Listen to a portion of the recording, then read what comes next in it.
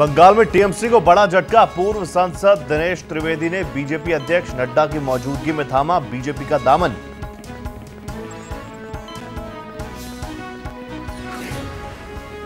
दिल्ली का होगा अपना शिक्षा बोर्ड। मुख्यमंत्री अरविंद केजरीवाल का ऐलान, कहा दिल्ली की शिक्षा में होगा क्रांतिकारी परिवर्तन।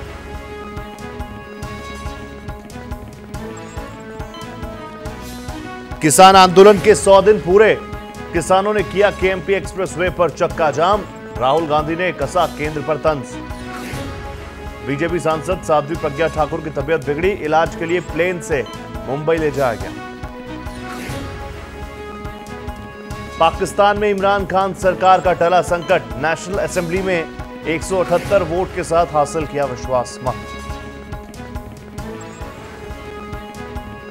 टीम इंडिया का टेस्ट सीरीज पर कब्जा। पारी और 25 रनों से इंग्लैंड को दी करारी शिकस्त।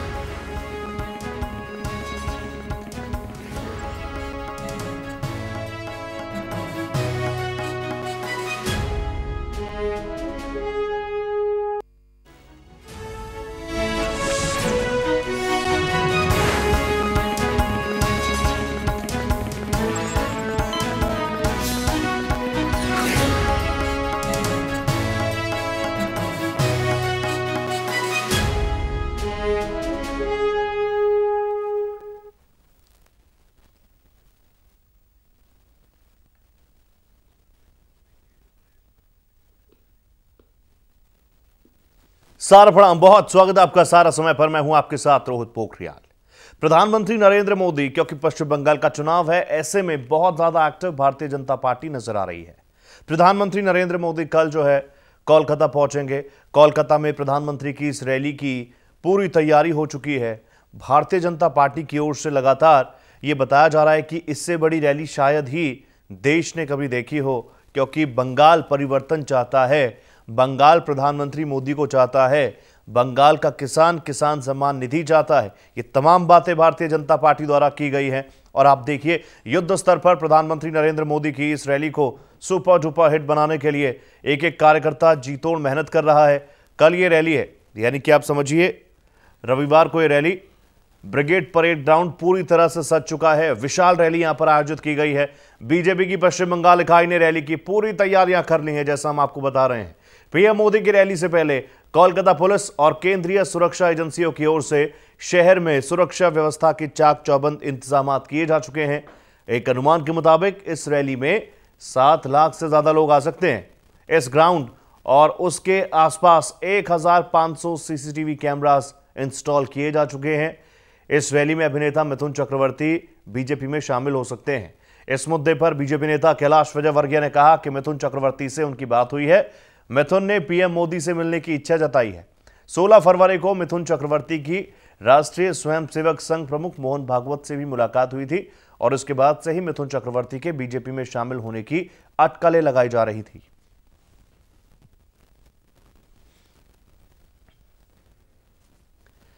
और समय राष्ट्रीय के editor channel head Bhupesh Kohli ji हमारे साथ जुड़ चुके हैं। वो बंगाल पहुंचे हुए हैं। भूपेश जी, लगातार स्टूडियो में और हर जगह से हम भी लगातार पश्चिम बंगाल की हर एक खबर को जान पा रहे हैं। आप बंगाल की सरजमी पर पहुंच चुके हैं। भूपेश जी से भी बात करेंगे, लेकिन उससे पहले जरा कुछ तस्वीरें जो कि लगातार हम आपको दिखा रहे हैं। जब भी प्रधानमंत्री नरेंद्र मोदी रैली के लिए पहुंचते हैं, उससे पहले पूरा बीजेपी का डेलीगेशन वहां पर पहुंचा हुआ होता है। एक एक कार्यकर्ता जी तोड़ मेहनत के साथ इस रैली को सुपर डुपर हिट बनाने के लिए लग जाता है। और चुनाव देखिए आप, कई राज्यों में लगभग 5 हैं, 5 जगहों पर चुनाव है, लेकिन सबसे ज्यादा हाइप कहां पर आप महसूस कर पा रहे हैं? जाहिर सी बात है जवाब पश्चिम बंगाल होगा। बेहतरीन तरीके से अब तक बीजेपी ने यहां पर परफॉर्म किया है। लोकसभा चुनावों में तो बहुत शानदार प्रदर्शन किया, लेकिन उससे पहले विधानसभा चुनावों में बहुत बेहतरीन प्रदर्शन बीजेपी का यहां पर नहीं रहा है। लेकिन इस बार लगातार ये कहा जा रहा है कि भारतीय जनता पार्टी परिवर्तन रैली क्योंकि निकाल रही है और साफ तौर पर कह रही है कि हम इस बार जनता की नब्ज को जान चुके हैं। जनता ये कह रही है, जो उनकी सभाओं में पहुंचती है, कि उन्हें ममता सरकार से, ममता राज से और तुष्टीकरण की राजनीति से निजात चाहिए और उसके लिए उन्होंने मन बना लिया है इस बार भारतीय जनता पार्टी को चुनने का, प्रधानमंत्री नरेंद्र मोदी को चुनने का, भारतीय जनता पार्टी की सरकार को चुनने का। और आने वाले वक्त में देखिए, क्योंकि अब चुनावी समीकरण जो है बिल्कुल नजर आते हैं, सबकी अपनी अपनी एक रणनीति है जिसके तहत आगे बढ़ा जा रहा है। हर दल चाहे कोई भी हो, कोई भी कोर कसर नहीं छोड़ रहा है। लेकिन बीजेपी बंगाल को लेकर बहुत ज्यादा एक्टिव अब से नहीं बल्कि पिछले कई महीनों से है। हर एक मुद्दे को जोरों शोरों से उठाया गया, चाहे कानून व्यवस्था की बात हो, चाहे नीतियों की बात हो, या फिर चाहे बात उन नीतियों की हो जो केंद्र सरकार तो चला रही है लेकिन राज्य में उसका फायदा लोगों तक नहीं पहुंच रहा है। हर एक मुद्दे को, हर एक मसले पर ममता सरकार को घेरने की पुरजोर कोशिश बीजेपी कर चुकी है, उसके नुमाइंदे कर चुके हैं।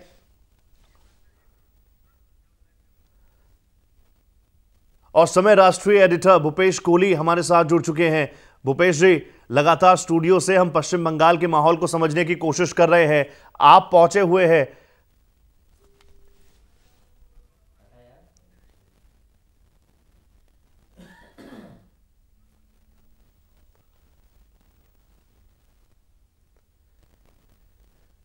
तो लगातार ये तस्वीरें हम आपके सामने बताने की कोशिश यही है।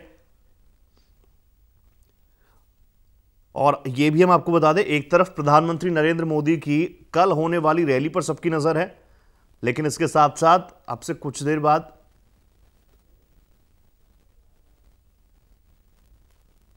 तो ब्रिगेड ग्राउंड पूरी तरह से सज चुका है।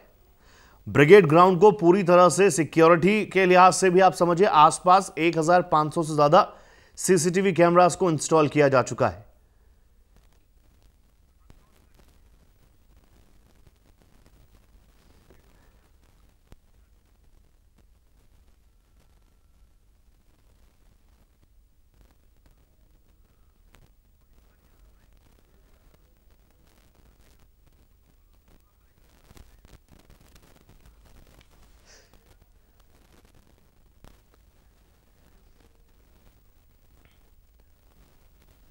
और लगातार देखिए इस रैली पर सबकी नजर है। ब्रिगेड रैली, ब्रिगेड मैदान पूरी तरह से सज चुका है और भारतीय जनता पार्टी का ये अनुमान है, उनका ये दावा है कि इस तरह की रैली, इतनी बड़ी रैली अब तक भारत में नहीं देखी गई होगी। 7 लाख से ज्यादा लोग इसमें शामिल हो रहे हैं। समय संपादक भूपेश कोहली जी हमारे साथ जुड़ चुके हैं, वो मौके पर मौजूद हैं। वो वहां पर क्या कुछ महसूस कर रहे हैं, सीधा उन्हीं से समझते हैं।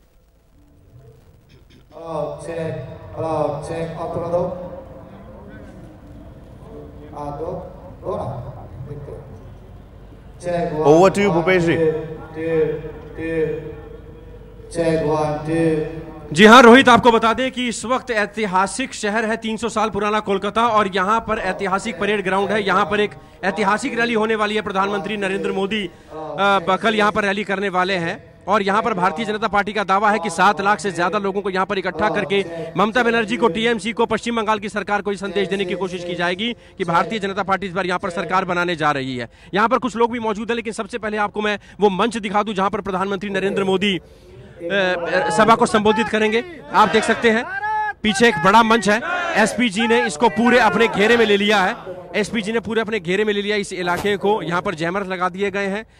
कलकत्ता पुलिस आउटर लेयर संभालेगी, लेकिन अंदर जो है एसपीजी पूरे मंच को देखेगी और यहाँ पर सिक्योरिटी के पुख्ता इंतजाम कर दिए गए हैं। 2 यहाँ पर और मंच बनाए गए हैं। एक में स्थानीय नेता कलकत्ता के रहेंगे, एक में राष्ट्रीय नेता रहेंगे।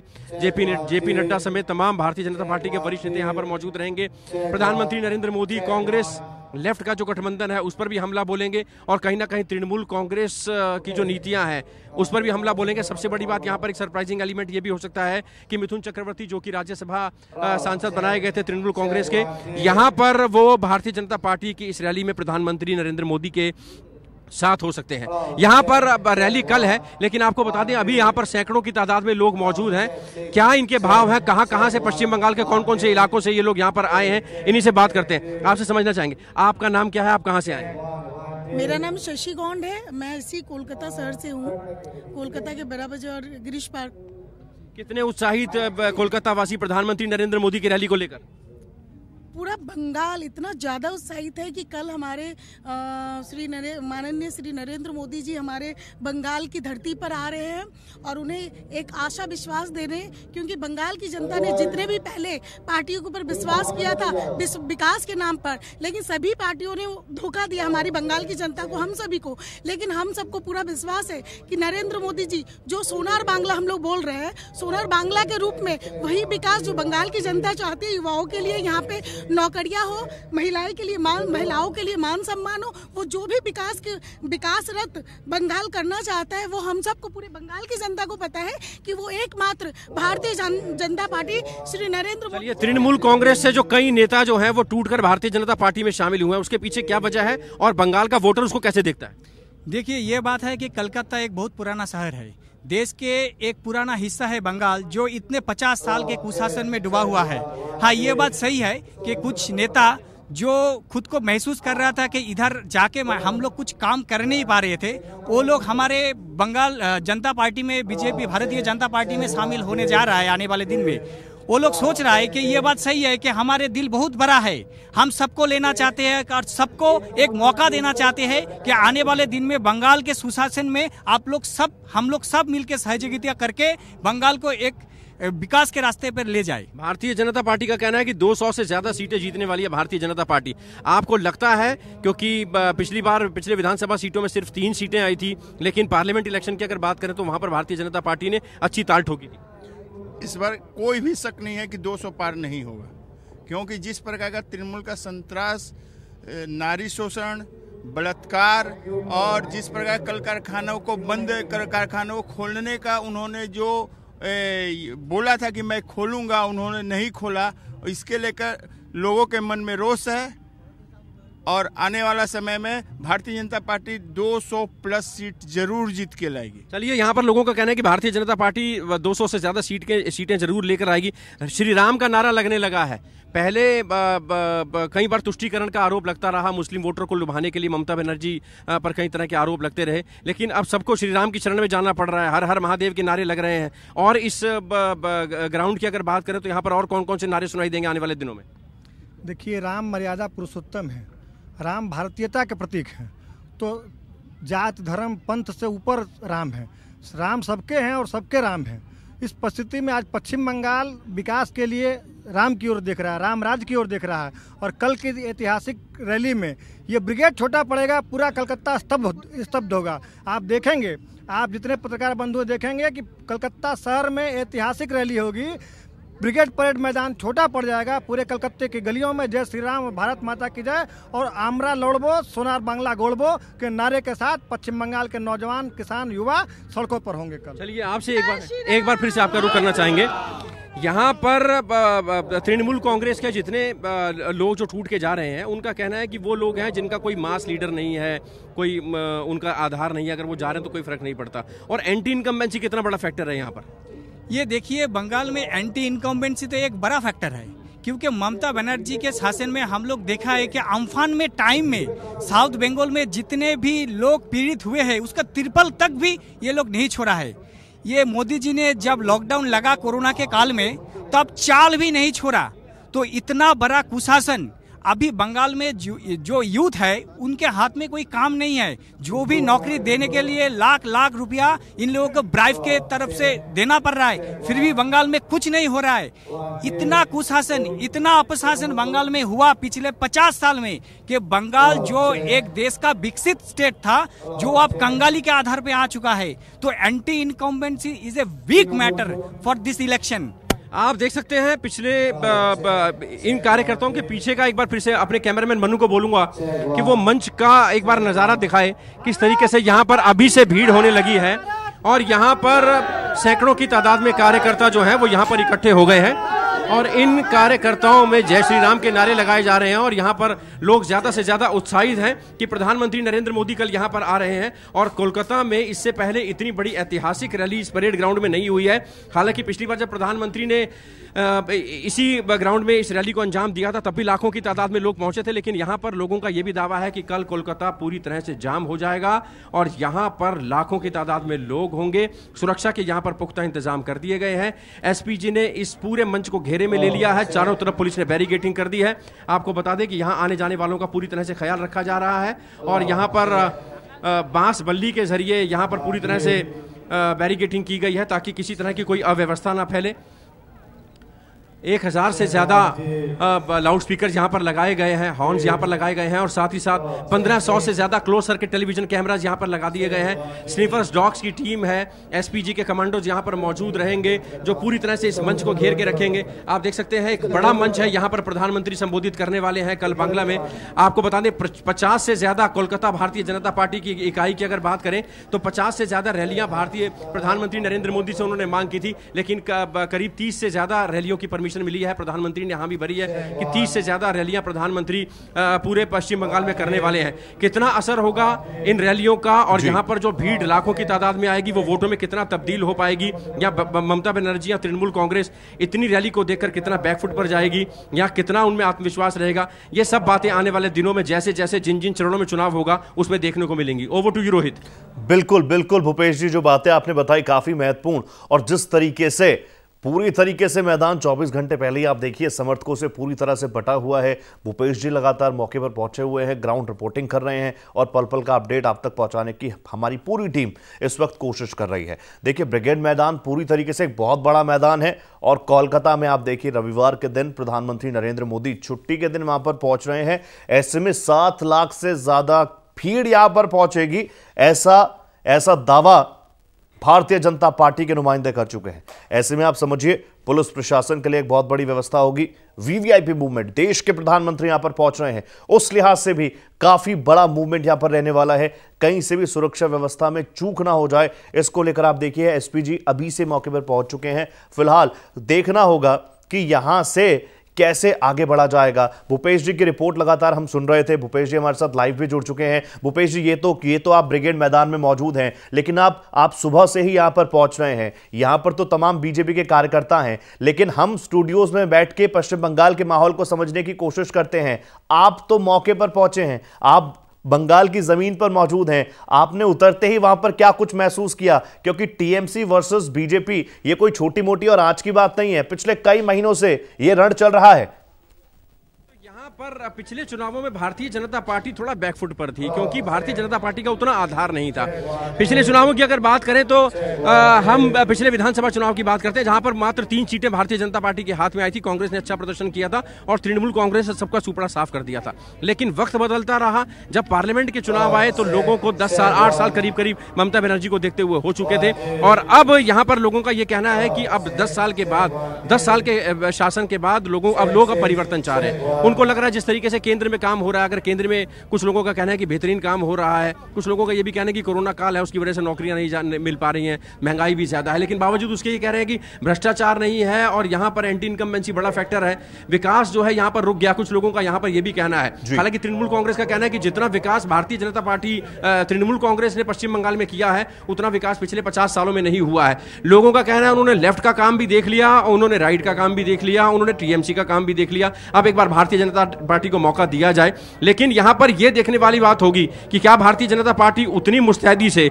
उतनी बड़ी तादाद में उतनी सीटें जीत पाती है जितना कि अमित शाह दावा कर रहे हैं, जेपी नड्डा दावा कर रहे हैं। क्या एकदम से टीएमसी का सुपड़ा साफ होगा? ऐसा लगता नहीं है, क्योंकि ऐसा लग रहा है कि कई इलाकों में भारतीय जनता पार्टी आगे, कई इलाकों में तृणमूल कांग्रेस का जो कैडर वोटर है वो टस से मस नहीं होगा। और बात करें अगर मुस्लिम वोटर्स की तो वो कहीं ना कहीं एक बड़ी गेम प्ले करेगा। लेकिन वहां पर भी अगर एआईएमआईएम असदुद्दीन ओवैसी की बात करें या कुछ और पॉलिटिकल पार्टी जो छोटी मोटी पॉलिटिकल पार्टीज हैं जो कि मुस्लिम वोटर्स में एक अच्छा आधार रखती हैं, अगर वो यहां पर आती हैं और तृणमूल कांग्रेस या भारतीय जनता पार्टी के लिए वोट कटुए का काम करती हैं तो उसके लिए दिक्कत हो सकती है कहीं ना कहीं तृणमूल कांग्रेस को और भारतीय जनता पार्टी को भी। पहले ये कहा जा रहा था कि शिवसेना जो है वो यहां पर चुनाव लड़ेगी तो उससे भारतीय जनता पार्टी को कहीं ना कहीं डेंट जरूर पहुंचता, लेकिन संजय राउत ने पिछले दिनों साफ कर दिया कि शिवसेना जो है वो यहां से चुनाव नहीं लड़ेगी, तृणमूल कांग्रेस को सपोर्ट करेगी।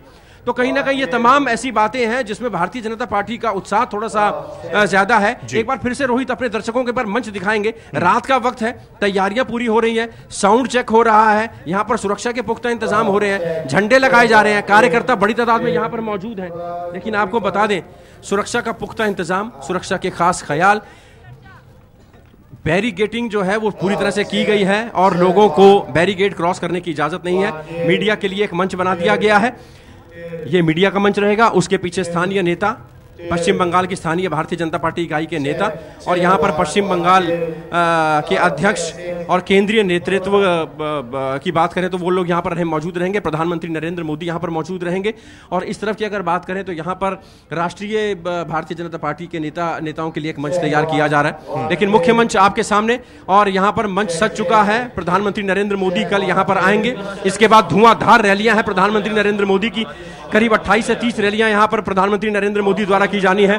कितनी भीड़ आएगी और उसका बाकी पॉलिटिकल पार्टीज पर क्या असर पड़ेगा, यह देखने वाली बात होगी। रोहित। बिल्कुल भूपेश जी, क्योंकि जनता की नब्ज आप बहुत अच्छे से पकड़ते हैं, आपका भी लंबा अनुभव है पत्रकारिता का, हम आप लोगों को देख के काफी कुछ सीखा भी है। एक बात बताइए, एक वक्त पे बंगाल को लेफ्ट का गढ़ माना जाता था, इस बार बातें हो रही हैं बीजेपी, टीएमसी, क्या लेफ्ट अपना आधार खो चुका है या अब भी कुछ ना कुछ मास्टर स्ट्रोक के साथ लेफ्ट आ सकता है? लेफ्ट को हल्के में नहीं आंका जा सकता है।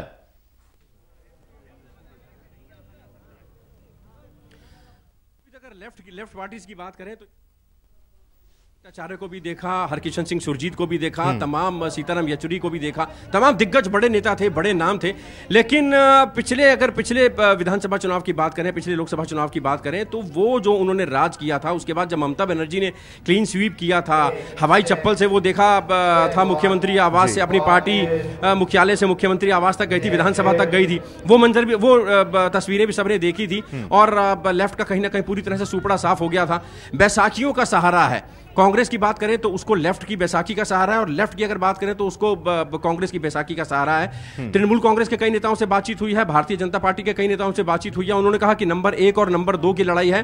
कांग्रेस की बात करें, लेफ्ट की बात करें तो किसी लड़ाई में नहीं है। और लेकिन यह भी कहा जा सकता है कि कांग्रेस और लेफ्ट कहीं ना कहीं सरप्राइज कर सकती है, लेकिन उनके बड़े नेता नदारत हैं। चुनाव अपने पूरे चरम पर है, चुनाव अभियान जो है अपने पूरे चरम पर है। खुद प्रधानमंत्री ने मोर्चा संभाल रखा है। पिछले 2-2.5 साल से कैलाश विजयवर्गीय जो कि मध्य प्रदेश इकाई के बड़े नेता हैं, कांग्रेस का कोई नेता यहां पर दिखाई नहीं दे रहा है। उतने बड़े नेता नहीं दिखाई दे रहे हैं। राहुल गांधी, प्रियंका गांधी की कमी जरूर खल रही है। जब कांग्रेस के नेताओं से पूछा जाता है कि राहुल गांधी और प्रियंका गांधी पश्चिम बंगाल में आएंगे, तो आनाकानी करके इधर उधर की बात करके गोलमोल जवाब दे देते हैं। शायद उनके भी आने वाले दिनों में रैलियां होंगी, लेकिन नहीं लगता कि कांग्रेस का उतना जनाधार या लेफ्ट का उतना जनाधार पश्चिम बंगाल में बचा है। हम लगातार यहां पर दौरे कर रहे हैं, लोगों से बातचीत कर रहे हैं, मछुआरों से बातचीत कर रहे हैं, कामगारों से बातचीत कर रहे हैं, कारीगरों से बातचीत कर रहे हैं, महिलाओं, शिक्षकों और स्टूडेंट से भी बातचीत कर रहे हैं। लेकिन सबका यही कहना है कि या तो पश्चिम बंगाल में या तो तृणमूल की सरकार बनेगी या भारतीय जनता पार्टी की सरकार बनेगी। कांग्रेस और लेफ्ट का यहां पर अभी कोई इतना ज्यादा स्कोप दिखाई नहीं दे रहा है।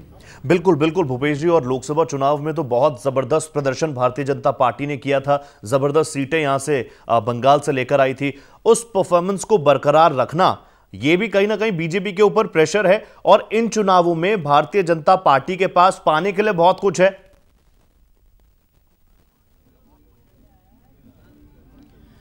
बिल्कुल, देखिए भारतीय जनता पार्टी के पास पाने के लिए बहुत कुछ है। रोहित, अगर यहां पर पिछले विधानसभा चुनाव की बात करें तो मात्र 3 सीटें थी, वोट परसेंट भी बहुत कम था।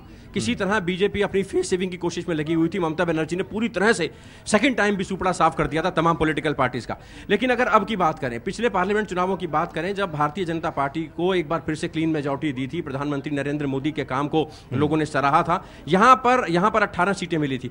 जबकि उस समय तृणमूल कांग्रेस कह रही थी कि भारतीय जनता पार्टी के खाते में एक भी सीट नहीं जाएगी।